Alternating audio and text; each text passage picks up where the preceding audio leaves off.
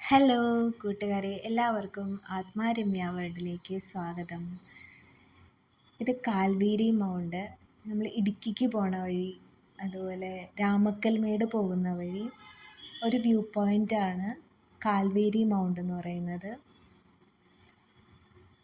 ഇതാണ് ആ ഒരു വ്യൂ എന്ന് പറയുന്നത്. ഈ പുഴയും മൗണ്ടനും ആകാശവും എല്ലാം കൂടിയിട്ടുള്ള ആ സ്കൈയും മൗണ്ടനും ഒക്കെ ചേർന്ന് നിൽക്കുന്നൊരു ഫീലാണ്. ഞങ്ങളവിടെ കുറച്ച് ഫോട്ടോസൊക്കെ എടുത്തു. ഈ ഒരു ഗാർഡനിൽ കൂടെ നമ്മൾ പോകുന്നത്. ഇതെന്തൊക്കെയോ ഒരു രൂപങ്ങളൊക്കെയാണ് അവർ ആ മരം വെച്ച് ക്രിയേറ്റ് ചെയ്തേക്കുന്നത്. പക്ഷെ മെയിൻ്റനൻസ് ഇല്ലാത്തത് കൊണ്ട് ആ ഒരു നീറ്റ്നെസ് ഇല്ല. ഗാർഡനൊന്നും അത്ര പോലെ. ഇതെന്തോ ഒരു കോഴിയോ താറാവോ എന്തോ ആണ് അവർ ക്രിയേറ്റ് ചെയ്ത് വെച്ചേക്കണത്. പിന്നെ നമുക്ക് ചെടികളൊക്കെ ഇഷ്ടപ്പെടുന്നവരാകുമ്പോൾ ചെടികൾ കാണുമ്പോൾ നാച്ചുറലി നമ്മളൊരു വീഡിയോ ഫോട്ടോ എടുക്കാൻ പോകും. നല്ല കളറാട്ടോ ഈ പൂവിനൊക്കെ. പിന്നെ കാൽവേരി മൗണ്ടിലെ യാത്രയൊക്കെ കഴിഞ്ഞ് നേരെ ഞങ്ങൾ റൂമിൽ വന്നു. പിന്നെ ഞങ്ങൾക്ക് നൈറ്റ് ചിക്കൻ ഗ്രില്ല് ചെയ്യണം. അപ്പോൾ അതിന് മുമ്പ് ഞങ്ങൾ അതിനകത്ത് ഉപ്പും പുളിയും എല്ലാം പിടിച്ചിരിക്കട്ടെ എന്ന് ഓർത്തിട്ട് മസാല എല്ലാം പുരട്ടി വെച്ച് റൂമിൽ വെച്ചതിന് ശേഷമാണ് ഞങ്ങൾ അടുത്ത യാത്രയ്ക്ക് പോയത്. അതാണ് main view point, Ramakkalmedu. Ramakkalmedu എന്ന് പറയുമ്പോൾ രാമൻ്റെ കല്ല് പതിച്ച സ്ഥലം എന്നാണ് ഈ രാമക്കൽമേട് കൊണ്ട് ഉദ്ദേശിക്കുന്നത്. ഇത് അത്യാവശ്യം നല്ലൊരു ഹൈറ്റുള്ളൊരു ഏരിയയാണ്. നമ്മൾ ടിക്കറ്റ് എടുത്തിട്ട് വേണം അതിൻ്റെ മുകളിലോട്ട്. ഒരു പ്രതിമയാണ് അവിടുത്തെ മെയിൻ ഹൈലൈറ്റ്, അത് കാണാനായിട്ട്. തൊട്ടടുത്ത് തന്നെയായിട്ട് ഒരു ചെറിയൊരു ചിൽഡ്രൻസ് പാർക്കുണ്ട്.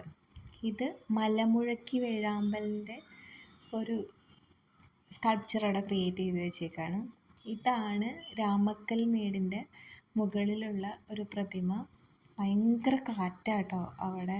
പിന്നെ ഞങ്ങൾ ചെന്ന സമയം എന്ന് പറയുന്നത് ഒരു സന്ധ്യയോടടുപ്പിച്ചിട്ടുള്ളൊരു സമയമായിരുന്നു. അപ്പോൾ അവിടെ ലൈറ്റും എന്നാൽ ഡേ ലൈറ്റിൻ്റെ കുറച്ച് ഇതൊക്കെയുണ്ട്. സ്കൈയും ഒക്കെ കാണാനായിട്ട് നല്ല ഭംഗിയാണ്. റെഡ് സ്കൈയും മലനിരകളും. നമുക്കവിടെ കുറേ നേരം അങ്ങനെ നിൽക്കാൻ തോന്നും. പിന്നെ ക്ലൈമറ്റും ആണെന്നുണ്ടെങ്കിൽ നല്ല ക്ലൈമറ്റായിരുന്നു. തണുപ്പുണ്ടോ എന്ന് വെച്ചാൽ നല്ല തണുപ്പുണ്ട്. എന്നാൽ നമ്മളെ കിടുകിടാ വിറപ്പിക്കുന്ന തണുപ്പല്ല. കോടയുണ്ട്. പിന്നെ ഇടയ്ക്ക് അവർ ലൈറ്റ് ഇങ്ങനെ മിന്നി മാഞ്ഞുകൊണ്ടിരിക്കും. അവിടെ ഓഫായും ഓണായൊക്കെ വന്നുകൊണ്ടിരിക്കുന്നുണ്ടായിരുന്നു ഞങ്ങളവിടെ നിൽക്കുമ്പോൾ. ഇതാ പ്രതിമയുടെ പുറകുവശമാണ്. ഇതാണ് നമ്മുടെ മലമുഴക്കി വേഴാമ്പൽ. അതിൻ്റെ അകത്തേക്കൂടെ നമുക്കിങ്ങനെ മുകളിലോട്ട് കയറി പോകാൻ പറ്റും. മുകളിൽ പോയി കയറിയിട്ട് അവിടുത്തെ കാഴ്ചകളും നമുക്ക് കാണാൻ പറ്റും. അപ്പോൾ കുറച്ചും കൂടി ഹയസ്റ്റ് പോയിന്റിലോട്ടാവും നമ്മളെത്തുമ്പോൾ. ഇതാ വേഴാമ്പലിൻ്റെ കൊക്കാട്ടോ.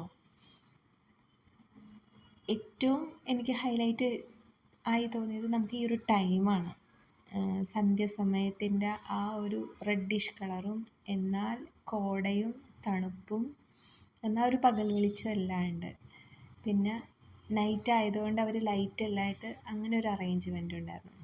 പിന്നെ ഞങ്ങൾ അവിടെ നിന്ന് നേരെ റൂമിലോട്ട് വന്നു. നമ്മൾ നേരത്തെ എടുത്തു വെച്ച നമ്മുടെ ചിക്കൻ ഗ്രില്ല് ചെയ്യാൻ വേണ്ടിയിട്ട് വെച്ചു കേട്ടോ. കാത്തിരിക്കാനൊരു ഇത്തിരി നമുക്ക് ക്ഷമ വേണം അല്ലേ. ചിക്കൻ ഇങ്ങനെ നോക്കി അത് ഗ്രില്ലാവണത് നോക്കിയിട്ട് അതിനെല്ലാം മുൻപന്തിയിൽ നിൽക്കുന്നത് സാബു കേട്ടോ. മസാല പുരട്ടാനും ചിക്കൻ ഗ്രില്ല് ചെയ്യാനും റെഡിയാക്കാനും എല്ലാം ആയിട്ട്. പിന്നെ ഞങ്ങളെല്ലാവരും അതിൻ്റെ കൂടെ കൂടി നല്ല തണുപ്പും ചൂടുള്ള ചിക്കനും എല്ലാം കഴിച്ച് നമുക്ക് ആ ഒരു നൈറ്റ് നല്ല സൂപ്പറായിരുന്നു. ഇതവിടെയുള്ളൊരു സ്വിമ്മിങ് പൂളാണ്. നല്ല തണുപ്പുണ്ടായതുകൊണ്ട് ആർക്കും അങ്ങനെ സ്വിമ്മിങ് പൂളിൽ ഇറങ്ങാനൊരിതുണ്ടായിരുന്നില്ല. ഇതവിടെയുള്ള ഓരോ സ്റ്റേ ചെയ്യാനുള്ള റൂംസാട്ടോ. ട്രയാങ്കിൾ ഷേപ്പിലായിട്ടും പിന്നെ 3 സ്റ്റോറി ആയിട്ടുള്ള ബിൽഡിങ്ങുകളും ഇൻഡിവിജ്വൽ യൂണിറ്റുകളൊക്കെ ആയിട്ടുണ്ട്. പിന്നെ ക്രിസ്തുമസും ന്യൂ ഇയറൊക്കെ കഴിഞ്ഞതുകൊണ്ടാകാം ഇവിടെ ഫുള്ള് നല്ല നൈറ്റും ഒക്കെ ആയിട്ടൊക്കെ ഇങ്ങനെ നല്ലതായിട്ട് ലൈറ്റ് കൊണ്ടൊക്കെ അറേഞ്ച് ചെയ്തിട്ടുണ്ട്. റൂംസും അത്യാവശ്യം നല്ല റൂംസായിരുന്നു കേട്ടോ. ഇതാണ് ബിൽഡിങ്. പക്ഷേ എൻ്റെ ക്യാമറയിൽ എനിക്ക് ആ ലൈറ്റ് മര്യാദയ്ക്ക് കിട്ടുന്നുണ്ടായിരുന്നില്ല. എൻ്റെ പേരൊന്നും മര്യാദയ്ക്ക് കിട്ടുന്നുണ്ടായിരുന്നില്ല. ഞാൻ എടുക്കാൻ ശ്രമിച്ചതാണ്, പക്ഷെ കിട്ടിയില്ല. അപ്പോൾ thank you. Thank you for watching.